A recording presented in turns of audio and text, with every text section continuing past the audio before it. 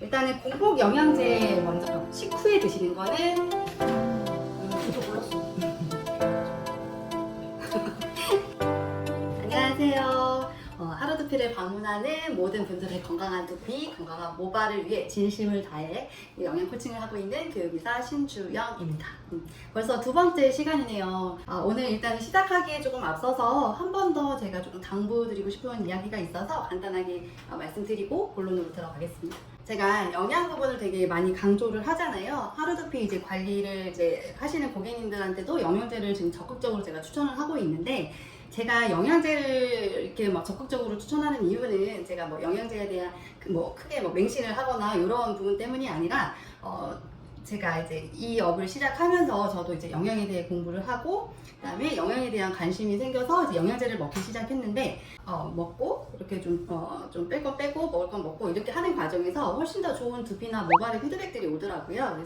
그래서 그때부터 조금 많이 고객님들께 좀 코칭을 하기 시작을 했고, 그리고 대부분 하루두피를 방문하는 고객님들이 힐링도 물론 힐링을 하기 위해서 방문도 하지만, 두피나 이제 탈모 문제를 갖고 그 불편함을 조금 개선하고자 도움을 받고자 하시는 고객님들이잖아요. 그래서 이런 고객님들의 그 식습관이나 생활 습관을 좀 그 체크리스트를 받아서 이렇게 체크를 하다 보면 아주 건강하신 분들이 사실 많이 없어요. 그래서 제가 영양 코칭을 하기 전에 이제 첫 번째가 나쁜 습관을 최대한 빼는 거, 그리고 두 번째가 부족한 영양소를 이제 채우는 건데, 그거를 이제 음식으로만 채우려고 하다 보면 사실 다 먹기가 어려워요. 그래서 그거를 좀 집중적으로 개선하는 기간 동안 좀 집중적으로 빠른 효과를 주기 위해서 필요한 것들만 체크리스트를 보고, 그때부터 이제 좀 디테일하게 코칭을 하기 시작을 했거든요. 꼭 필요한 영양만 코칭을 하고 있습니다. 그래서 요거는 오해하지 않으셨으면 좋겠어요. 그리고 또 요즘에 최근에 이제 고객님들의 상담 차트를 받아보면 만성질환을 갖고 계신 분들이 굉장히 많아요. 어린 나이 때부터. 그래서 당뇨, 갑상선, 고지혈, 그다음에 혈압까지도.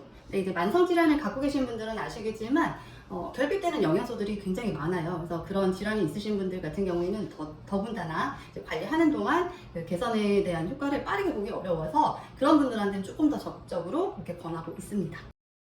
영양제를 언제 먹는지에 대한 궁금증을 갖고 계신 분들이 좀 많아서 이거를 조금 정리를 해드리려고 해요. 일단은 식전에 먹는 영양제, 그 다음에 식사 중간에 먹을 수 있는 영양제, 식후에 먹는 영양제, 이렇게 좀 나눠서 드시는데, 일단은 결론부터 말씀을 드리면, 영양제라는 거는 사람마다의 위장 상태에 따라서 조금 먹는 시간대가 좀 달라지는 것 같아요. 그래서 공복에 먹으면 흡수율이 훨씬 더 좋은 영양소들도 있지만, 내 위장 상태가 나쁜 경우에는 흡수율이 조금 떨어지더라도 식후에 드시는 거를 조금 더 권장합니다. 일단은 공복 영양제 먼저 조금 안내를 드릴게요. 공복이라고 하는 거는 식전 1시간 전을 공복 상태라고 하고, 식후에는 2시간 정도를 지나야 공복 상태라고 이야기를 하거든요. 그래서 저희가 이제 많이 알고 있는 유산균, 그 다음에 철분제는 공복에 드시는 거를 좀 권장하고요. 네, 철분제 같은 경우에 위장장애가 있는 경우에는 식후에 드시는 거를 안내드립니다.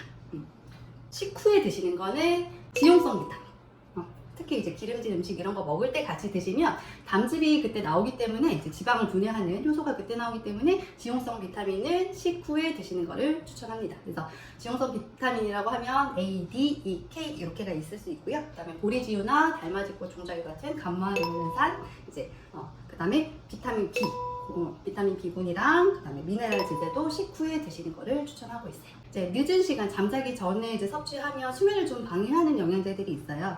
어떤 것들이 있냐면 함량이 높은 비타민 D, 그다음에 B군, C. 그래서 비타민 같은 경우에는 좀 세포를 활성화시켜주는 영양소들이기 때문에 깊은 잠에 좀 들기 어렵게 할 수 있고, 항산화제나 MSM, 철분제도 마찬가지고, 이런 것들은 좀 수면을 방해할 수 있기 때문에 낮 시간대, 너무 늦지 않은 시간대 드시는 거를 권장합니다. 저도 몰랐어.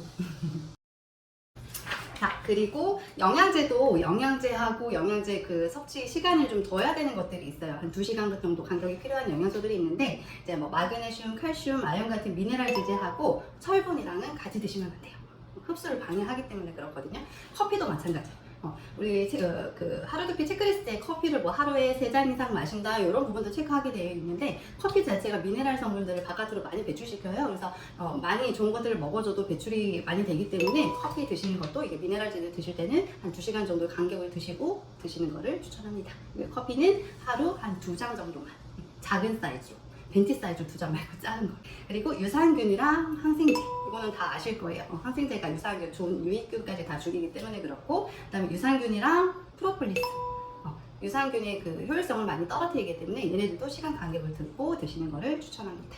아, 그리고 이제 아까도 처음에 이야기했지만 이제 만성 질환을 갖고 계시는 분들이 많아서 그 복용약을 드시는 분들 있잖아요. 처방약을. 그런 분들은 처방약과 그 지금 드시는 영양제의 시간차를 좀 최대로 벌려서 드셔야 돼요. 한 4시간에서 6시간 이상 그 차이를 두고 드셔야 되는 게, 왜냐면 영양제가 간의 대사를 바꾸기 때문에 자칫하면 뭐 처방약의 이제 부작용이라든지 효능을 많이 떨어뜨릴 수 있고, 특히나 여성 호르몬제나 피임약 같은 경우에는 최대한 간격을 두고 드시는 거를 권장해요. 간의 대사를 바꿔서 그러니까 먹는 처방약의 효능을 많이 떨어뜨릴 수 있고, 자칫하면 몸에 이제 무리를 줄 수 있다는 거. 그래서 간 기능이 높으신 분들이 이제 종합 비타민이나 비타민 B군을 못 먹잖아요. 간 기능이 올라가서 그런 것처럼 이제 문제를 줄 수 있기 때문에 약을 드시는 경우에는 시간 간격을 최대치로 늘려서 드시는 걸로 한다. 간단해요. 지용성은 A, D, E, K 딱 4가지로 정리되어 있기 때문에 그 외에는 수용성으로 보시면 될 것 같아요.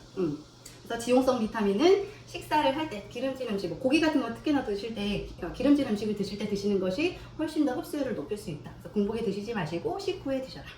수용성 비타민은 위장 상태에 따라서 드시는 거를 추천을 해요. 공복에 먹어야 흡수율이 올라간다라고 하는 비타민들도 있는데, 저 같은 경우에는 이제 공복 상태에서 이제 모발 비타민이나 비타민 B군을 먹게 되면 많이 울렁거리더라고요. 그래서 저는 식사 중간에 먹을 때도 있고 식후에 바로 먹을 때가 있습니다. 간단하게 정리하자면 공복이라는 거는 이제 식전 1시간 전, 식후 2시간 후를 이야기해서, 유산균이나 철분제 같은 경우는 그 시간대에 먹는 게 좋으나, 철분제 같은 경우는 위장자기를 줄 수 있으니 식후에 드셔도 크게 문제는 안 된다. 단 이제 공복에 먹어야 될 영양제를 식후에 먹었을 때는 흡수율이 조금 떨어질 수 있다는 것만 알고 있으면 될 것 같고, 유산균 같은 경우에는 그래서 식후 2시간이 공복 상태라고 이야기했기 때문에 오전에 놓치신 분들은 저녁을 드시고 잠자는 시간까지 텀이 조금 생기시면 잠자기 전에 드시는 것도 방법이에요. 그리고 식후에는 우리가 일반적으로 갖는 종합 비타민이나 비타민 B군들, 그다음에 D, C, 이거는 식후에 낮 시간대에 드시면 좀 에너지를 좀 얻는 데 도움이 되실 것 같고요. 그다음에 낮에 먹는 영양제들을 저녁에 먹었을 때는 수면에 좀 방해가 될 수 있으니 가능하면 낮 시간대에 먹고 저녁 시간대는 좀 피한다. 그러니까 낮에 먹는 영양제들 제가 안내드린 것들은 저녁에 조금 피하시면 될 것 같아요. 여기 머리를 이렇게 좀. 네. 처방약과는 최대 4시간에서 6시간 이상 텀을 두고 먹는 걸로 한다. 이렇게 정리하면 될 것 같습니다. 늘 영상 마지막에는 조금 이렇게 좀 아쉬운 감이 남아서 이렇게 정리를 해서 좀 보고 하는데, 이것도 매회 하다 보면 조금 스킬이 늘지 않을까 싶어요. 그래서 좋은 정보를 조금 많이 공유하려고 하고요. 뭐 궁금한 것들은 댓글로 남겨주시고 많이 조금 시청해 주셨으면 좋겠습니다. 감사합니다. 되셨나요? 아, 참. 이 일을 15년 정도 하다 보니 나 다시 할래. 글을 쓰다가 내가 이게 무성이 아까 회의가 깜짝 놀랐네.